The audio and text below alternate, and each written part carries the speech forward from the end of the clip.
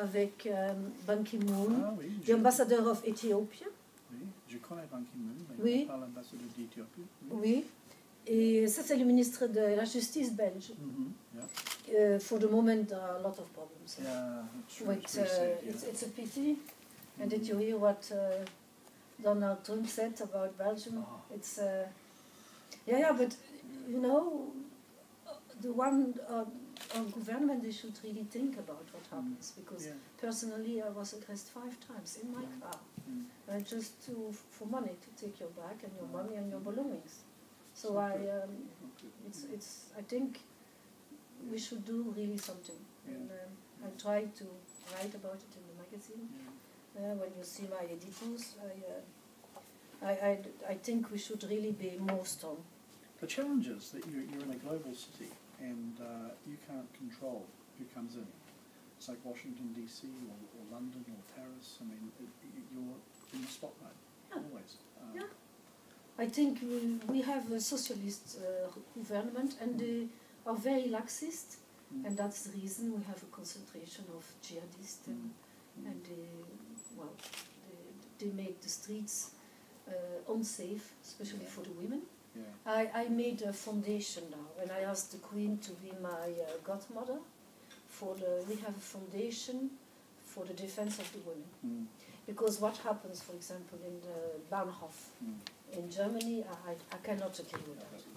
I think a state who cannot defend his girls and women, it's a lost state. I agree. We go back before the Middle Age. So this is not, we cannot... And you don't want a climate of fear to be preventing women and girls from enjoying their lives at all. So I agree with you. Voilà. Tu mets ça ici, tu l'entends bien? Absolument, bien? absolument. D'après moi, tout passe. Tout fonctionne? Oui. Ça sont les questions pour toi. So, Your Excellency, we prepared some questions. I think my assistant, she sent it to you. She gave me the list of topics, not so much the questions. Yeah. Voilà. Allez, on va boire ce café. Do you drink nothing? Non, je ne bois pas de café. Je préfère le thé. Oui, j'aime le thé, mais juste une grande repas. Oui, donc ça suffit pour moi pour le moment. C'est du café très, très fort? C'est du café d'Éthiopie ou c'est de la pure arabica? Je ne sais pas. Peut-être c'est peut-être là où tu peux prendre un dans mon sac? Je connais que nous avons du café de Laos ici à ce moment. C'est peut-être du café. Oui, c'est très fort, c'est très bien. Ah oui. Voilà, je vous donne aussi ma petite carte de visite, s'il vous plaît. Merci beaucoup. Voilà. Alors, if you are ready, we begin with the first question. Yeah. Je cherche toujours des stylos. Je suis le chasseur qui va à la chasse. Voilà, j'en ai un. Heb je een mooie foto's genomen? Een foto van daar, maar je ziet ja, misschien voor die foto een keer. Maar je mag het doen, hè? C'est bien, c'est formidable. Ja, ik heb dat fotografie. C'est quoi? Wat is het? C'est comme une carte d'une porte. En Nouvelle-Zélande? Peut-être, c'est peut-être Westport, mais c'est aussi comme les Pays-Bas avec Brisbane, c'est comme le premier explorer qui a visité Nouvelle-Zélande était Abel Tasman. Il était hollandais et il est arrivé à Nouvelle-Zélande en 1642. 1642. Oui, donc c'est plus de une foto comme ça, Barbara, is dat goed? Avant James Cook. Ah ja. Mais, van hier, van jou, straks kun je dat nemen. Van ons. Mais c'est comme Westport, the plan,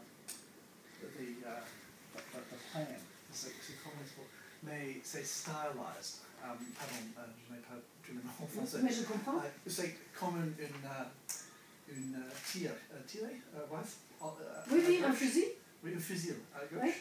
Oui. Et aussi avec l'oiseau et les autres choses. C'est complètement comme on peut le publier. On va le publier. Yeah. Donc, j'aime beaucoup. Mais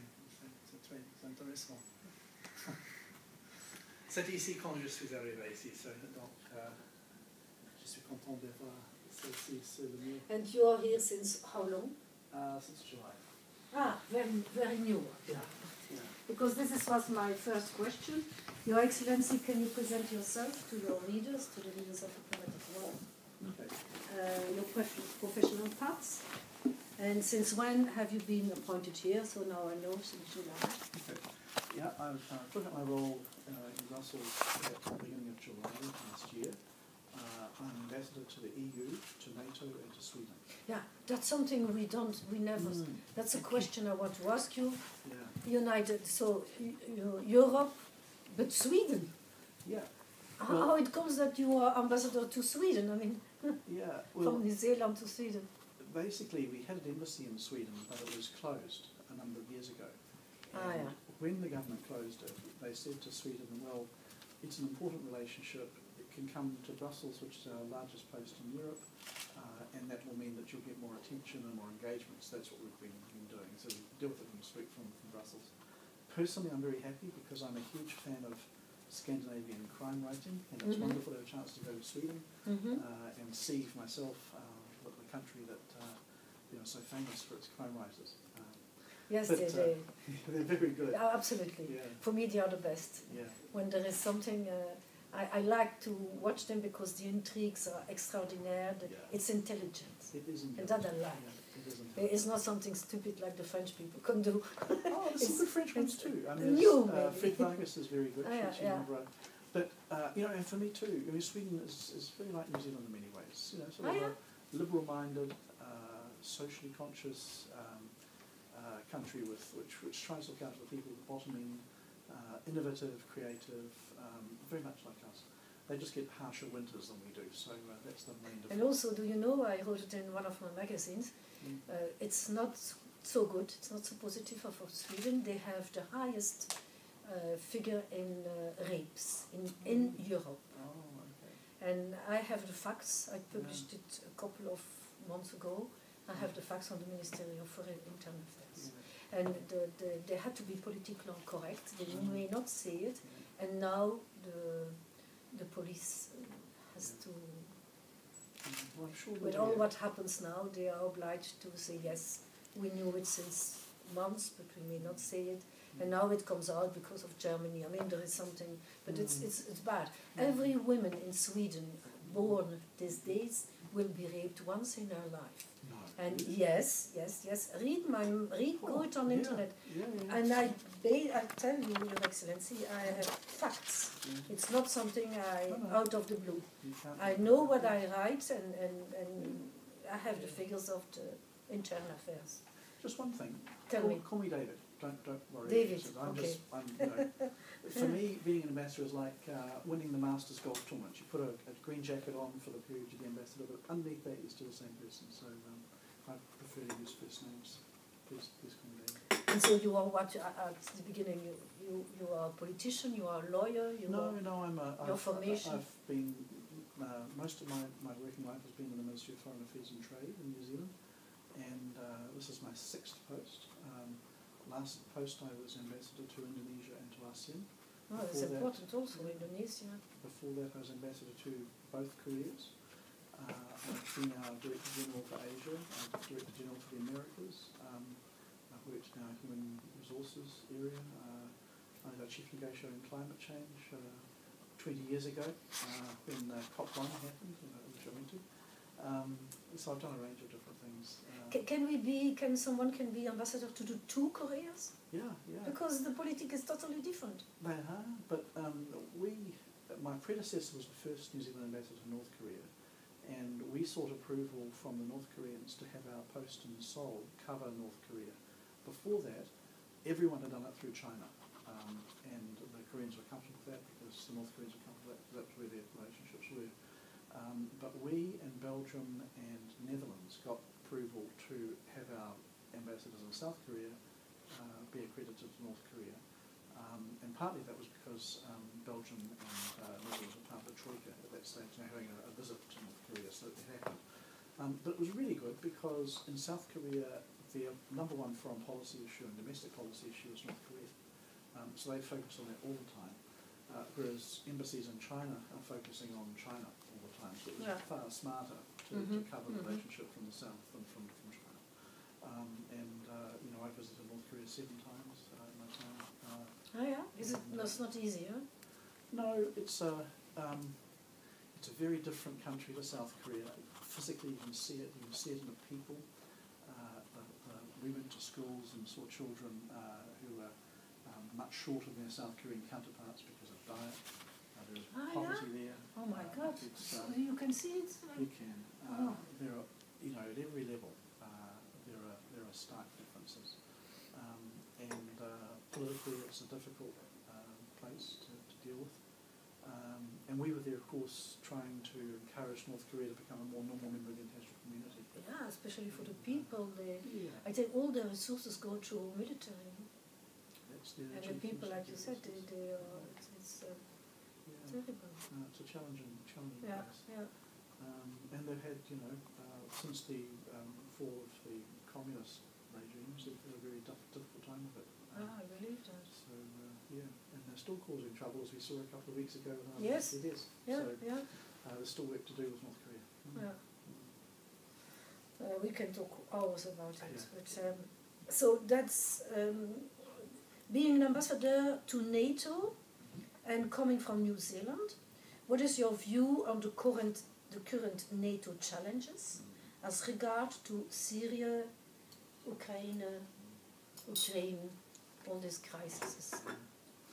Well, New Zealand is not a member of NATO, so our engagement with NATO has been largely around the fact that we use NATO standards in our military, and we've done that for over 20 years, and also because we've been an active participant in the operations in Afghanistan with NATO, and that's been our longest military deployment, and it's built a very strong relationship with NATO. In terms of the challenges we're facing NATO at the moment, they are very serious. We follow with interest what NATO is doing. We're looking forward to the Warsaw Summit that's coming up in Poland in the middle of the year. On Syria, there's clearly a live conversation about what NATO should do. We're not party because we're not a member to the internal conversation about that, but it's clear that NATO's trying to work out what kind of role it should have. The reality is that a large number of NATO members, either bilaterally or through training or whatever, are involved in some way in the Syrian crisis and situation. And we're there too. We've got trainers in Iraq helping train the Iraqi forces to deal with the problems that they're facing. And it's important to make that contribution to counter the threat of ISIL, which has really caused great damage internationally through the things that they've been doing. In terms of the Crimea situation, Ukraine, New Zealand's bilateral position has been that these are things that we've been deeply concerned about. We have made it clear through a principled position that we support the approach that the EU is taking. We hope that Russia will respect the rule of law and that we'll see changes over time. We hope the Minsk Accords will be fully implemented. Yes. But there are question marks, obviously, about all of those things. So we continue to follow closely the situation that's on the ground. Do I just ask Marco, is everything okay? The sound will be good because His Excellency speaks very low. Even myself, I have to make an effort to understand. I hope it will be. Okay, fine, that's good. So come back to me later if you're not clear, and I can tell what I meant to say. Yeah. That's nice. Okay. So the migration to New Zealand is not a new phenomenon. Can you describe what kind of immigration you have been facing and develop, please, as regard to refugee immigration? What are the rules and the policies having been reinforced about 10 years? Why and how? Yeah. Well, New Zealand's a country of migrants. There's no original people. The Maori, who are regarded as the indigenous people of New Zealand, they came out to New Zealand, there's debate historically when, but perhaps 1,500 years ago. So we are a nation of immigrants. the population is still growing. Most of our migration now is coming from Europe, from China, from India, those sorts of countries. The approach we take to migration is that we're looking to identify people who've got skills so that they come and settle and successfully integrate into our society. We're very conscious that unless migrants come and have a successful experience, they're not going to contribute to the country. We want people who live in New Zealand to contribute in a positive way to the country. So our policies are very much focused on where are the skill gaps, what sort of people do we need to come to New Zealand, how do we help them once they get there to find work and everything else. The skilled migrants actually come with jobs already, that's what happens. We've long though had also an open approach towards refugees, and we have an annual quota of 750 refugees worldwide. Last year, in relation to the Syrian crisis, the government said that there would be a special element of 750 over the next 2.5 years for Syria. 150 of those places came from within the existing quota, but the rest were on top of that extra. So we've already had about, I think, 160 Syrians settled in New Zealand under that measure. And the latest group of 80 that came in January, our immigration minister made it clear that they were welcome. We want to help them succeed in New Zealand. Yeah, but that's not a lot when you compare the millions arriving in Europe. No, it's true. It's not a lot, but it's an indication that we are also supportive of this. We're about as far away as you can get. How many kilometers between Europe and New Zealand? I would like to go there. It seems it's beautiful. Yeah, it's close to 30,000 kilometres, so it's quite a long way. Yeah, it's the other side of the... I think, strictly speaking, the antipode is in Spain. Okay. As far is, other than going to Antarctica, you've probably got no further stop to get to. It takes sort of day and a half to get there, basically. So it's a long way. But we do see ourselves playing a global role, and that's why we've got troops assisting in Iraq, and that's why we've had people in Afghanistan. That's why we're welcoming Syrian refugees into New Zealand now, and we're watching very closely what Europe is doing. Yeah, Europe for the moment losing a lot of... The figures are not, what Juncker said, the figures are not good. I mean, everything is... Europe is in danger for the moment. There are 8 countries, they don't agree, so we can maybe have a splitting. It's terrible what happens. I could never think that one day it would be like that. We're also facing migration pressures from other regions too. I mean, Southeast Asia has always been a focus for us. The post-Vietnam War period, there was a lot of migration from Southeast Asia. We're still getting people from Southeast Asia coming to New Zealand, some seeking asylum from some of those like Myanmar and the likes. We've got lots of Afghans coming to settle in New Zealand. So, Syria is not the only source country for us. There's a lot of other ones that we have to be thinking about. And then we've got the South Pacific, which is our near neighbourhood. And employment for many of those people was very difficult because those are poor island countries with no great resources of their own. So we try and have regional employment schemes and things which enable them to come in and work for a period in New Zealand and go back to their countries, which works quite well for both sides. So we've got a number of different instruments that we use to try and manage the migration pressures that we face. Yeah.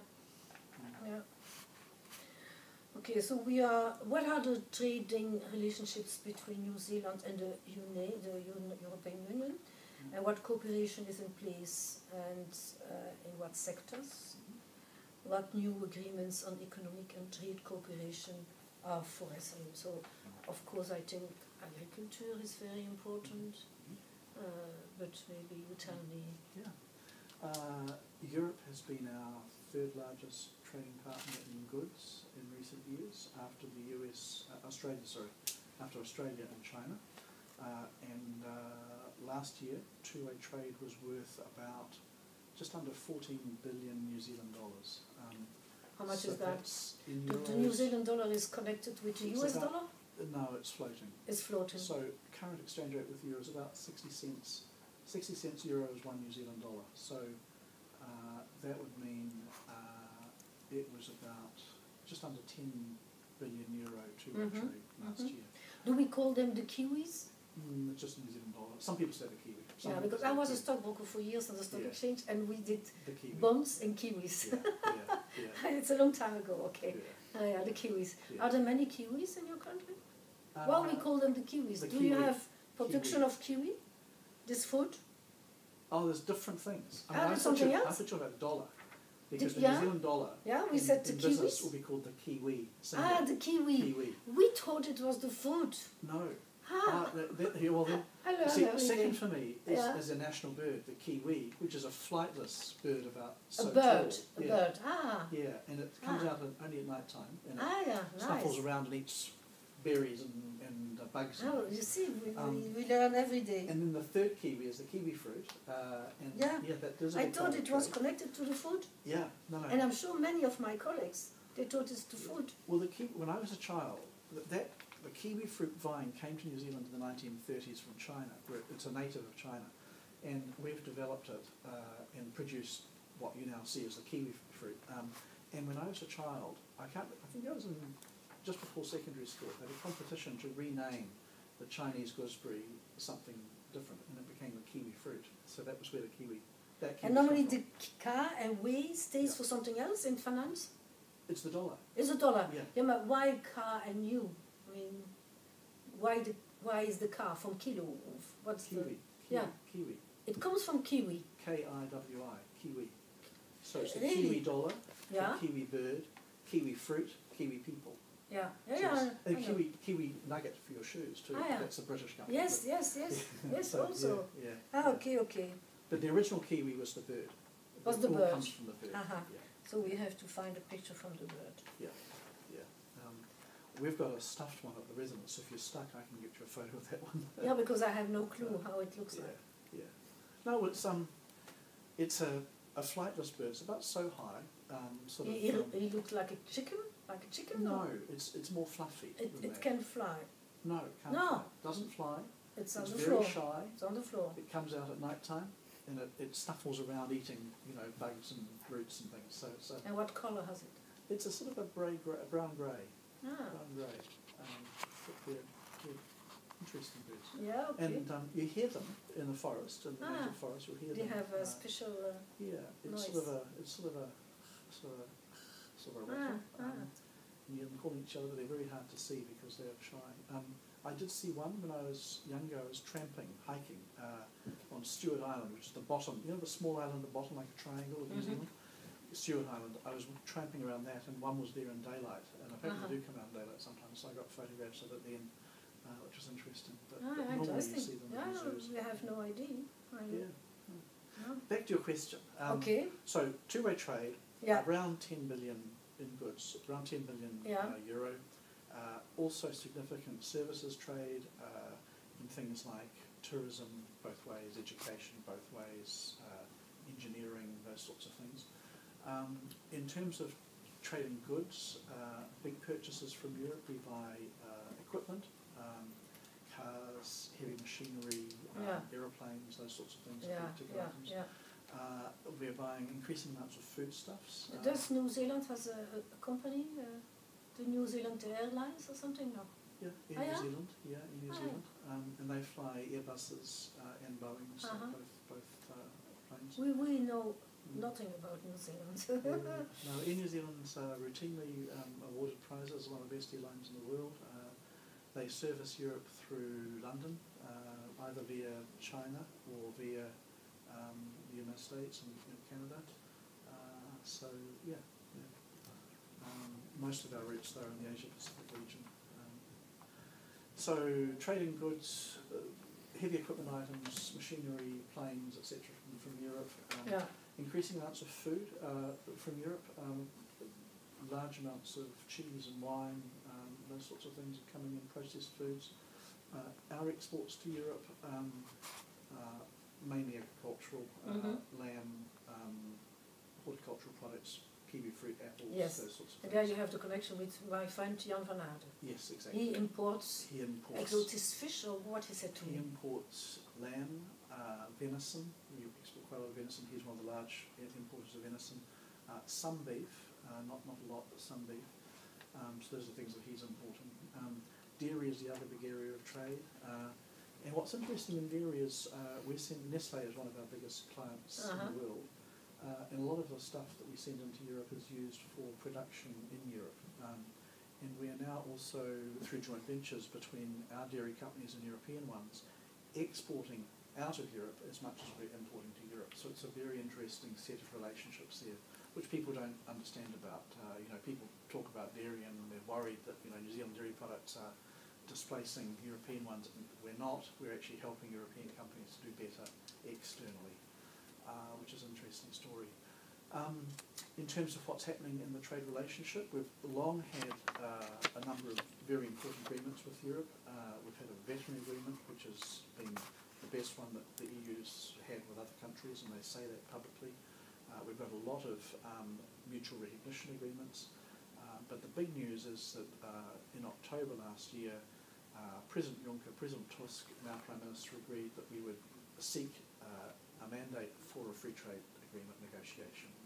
And in fact, this week, tomorrow, it will be signed. We start. Not yet. It takes a long time.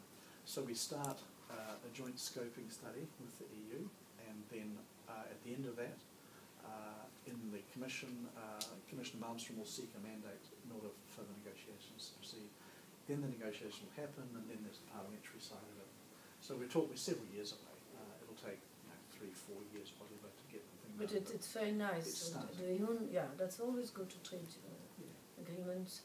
And I think the thing about the trade agreement is it makes sense. I mean, we've noticed that Europe has agreements with all WTO members except 6 at this point: New Zealand, Australia, Russia, China, Taiwan, Hong Kong. And that's not a great group to be in, frankly. So we're pleased that we've got out of that and we're into a separate process. And the other thing that we think is really important, and this is something that President Juncker and President Tusk acknowledge, is that shared values and shared interests are really important. And if you look at New Zealand and the EU and the interests that the countries in the EU have and the values that you have, we share those. Sure. And we're involved. So we've talked about some hotspots before. Yeah. We've got very similar positions, we've got very similar interests. Okay, you're closer to Syria than we are, but we share the pain, we share the difficulties and the challenges that you're facing, and we're trying to do our part in terms of... Very good. So that's That's also the way we consider New Zealand. They are part of us. I mean, they are not... we consider very close to... It's like the Australians. We consider that we are developed the Western countries. Yeah. We don't cause you any problems. No. And you don't cause us any problems, which is good. But I like very much. Yeah, it's your friends. You stick close to your friends because they're the people you can turn to in times of trouble. And when you've had trouble in Europe, we've been here. And if we had trouble in New Zealand, we'd hope that it's very important because that's one of the missions of Diplomatic World. We have 3 missions actually. The first one is peace. If we meet all 120 different nationalities, embassies, it's the first thing is to create peace in the world. We have to speak with each other. We have to be together. And then my second mission, of course, it's the women because she's badly treated over especially. And then the third one are the animals. We respect a lot. You know that there are studies now, American embassies, American universities, that the animals, they have, of course, emotions and sensible, but they have conscience of themselves. And that we only thought that it was the human being who knows, he can know what happens, and we have conscience. The animals also. So, and therefore we have to stop to hurt animals. I go in, really, I'm a fighter for that, and every time in the magazine, I think that's the 3 missions of Diplomatic World, and peace is of course, on this earth, on this planet, we should live in peace, and stop the stupid what happens. I mean, this is against humanity, what happens. How they cut the heads of people and rape these women for nothing. This is terrible, it's horrible. Okay, what should you suggest to people interested in doing business in New Zealand? It's very easy. It's very simple to set up a business in New Zealand or to engage with New Zealand or to invest in New Zealand. We're routinely ranked among the best countries in the world for ease of doing business and for simplicity of systems. We're one of the least corrupt countries in the world. We've always been up the top of those benchmarking exercises each year. So in terms of pursuing a business interest, it's really just a question of looking at your niche and working out, if there's a place in New Zealand you can do business with. There's a very able EU mission in Wellington that's able to support inward business. Wellington, is this the capital? Wellington's the capital, yeah. We're ready to help. It was known by, c'est nommé après Wellington, le nom de Wellington? Oui, was an explorateur?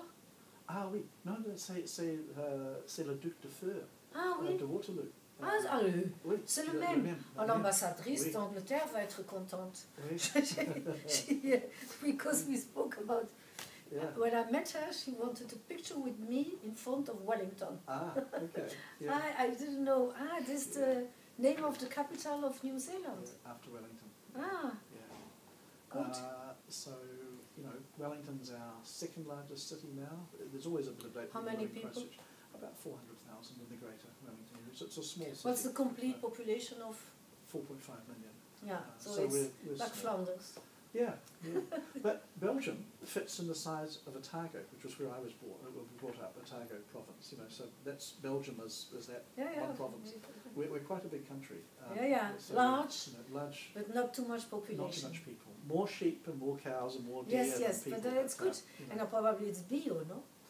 The food you have, the fruit, the meat is bio.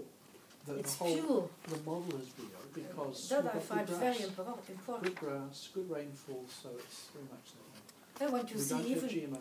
We don't have GMO. We don't have any of those sorts of issues that are concerning the European consumer, which is good. And that's why I think our brand is positive here. Yeah. But even now I saw a reportage about Argentina, and the famous text of Argentina. It's not like before anymore.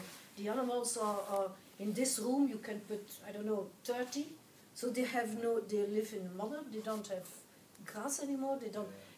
They are unhappy, and the meat will not be the same because if an animal is not outside and it's not good what happens. They do surconsumption, and the quality goes down. But that you don't have in New Zealand. No, we're very fortunate. We're blessed with good land, high rainfall, good sunshine. Get droughts, and the climate change is affecting us as it's affecting everyone. But still, the basic environment is good. And there's a lot of. You have what, a moderate climate? Moderate climate. Moderate. That's the best. Climate. Yeah. So you have winter, summer. You have the 4 seasons. 4 seasons. You're sometimes lucky. in one day, there's a pop song from New Zealand. They try to announce 4 seasons in one day, so we do have that sometimes. Belgium has it too, so it's So New Zealand is open for investors, and we are. And if there's anyone who's interested in talking investment, they can come and talk to me, or we've got investment people posted in parts of Europe. If people want to import New Zealand products, we have New Zealand Trade Enterprise who work to help people import and trade and do business with New Zealand if it's this way. If it's going the other way, as I say, it's best to work through the EU mission in Wellington, who are very keen to see more business happening. With the FTA negotiation, I'm very much of the view there's a great opportunity for more business in both directions, because I think there's a lot of untapped potential. New Zealand's economy is large. We're bigger than Singapore, bigger than Costa Rica, which are countries we've already done FTAs with, in terms of what we consume. So there's an opportunity there for people to come and do more business with us.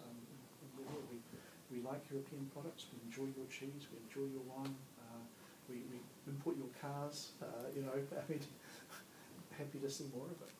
And I think one of the nice things about the free trade agreement will be that it will put what we've seen with other FTAs that we've done is that it leads to a kind of an uptick in interest and engagement.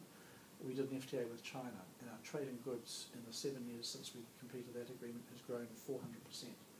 Partly that's because there's been this sort of focus on China. It's been in the magazines, it's been on TV. The Chinese have been very active promoting it. We've been active promoting it.